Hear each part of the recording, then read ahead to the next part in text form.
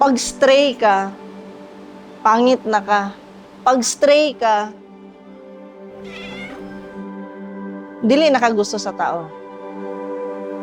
Pag once mag-rescue ka, dili na siya ingong naka ng mura lang kag ni kaon og kanon. Then pag nainit na, pag napasa or something, nagka-problema na along the way, gusto iluwa ni mo siya. Pag maging volunteer ka, ikaw na ang ikaw na ang voice for the voiceless. So, kailangan ka ng strong enough ka para sa mga rescues nimo.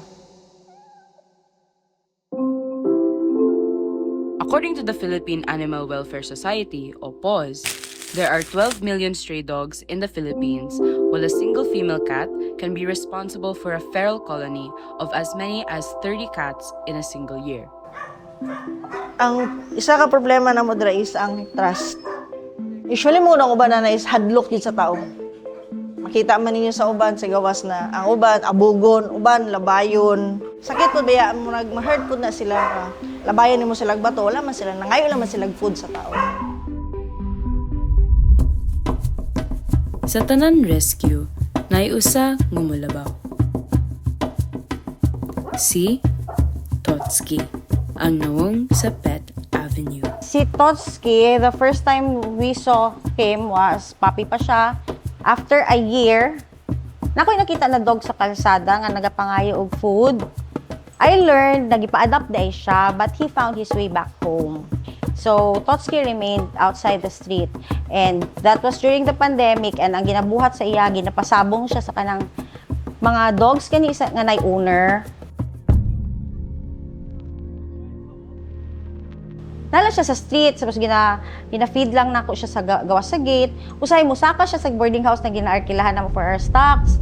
Then here comes na kailangan na may magbalhin. The day after, mga morning, nakita na ko si Totski roaming around. Siguro nangita siya kung asa mi. So, wala kaluoy man. Pero we still had things na kailangan na balikan. So, ang Urban Rescue Volunteers, nibalik sila to the place para kuhaon ang remaining namot ng mga gamit. Pero at that time, naa si Totski. So, naghakot sila, si Totski nisakay sa jeep.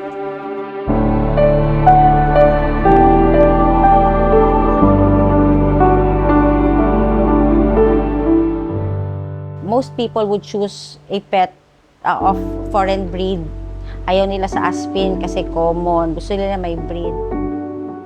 Ang masasabi ko lang, it's the same love that these dogs are able to give us. Aspins are more resilient than dogs with breed. Pag nag-post kami kittens for adoption, ma'am, akin yung white, akin yung white. Blue ba ang eyes niyan, ma'am? Paano yung iba? Sorry.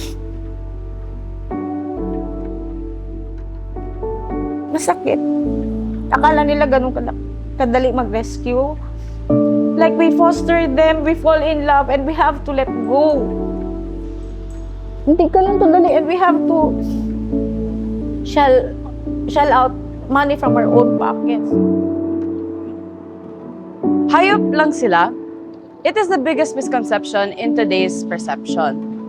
Aspin, puspin, o unsa pa man ginatawag sa mga hayop sa dalan, ang ilang kinabuhi, di angay dulaan. Kung dili kayang mabuhi, dili na lang mag-alang-alang. Di lang sila saag, di lang sila hayop. Pamilya sad sila. Be the voice for the voiceless.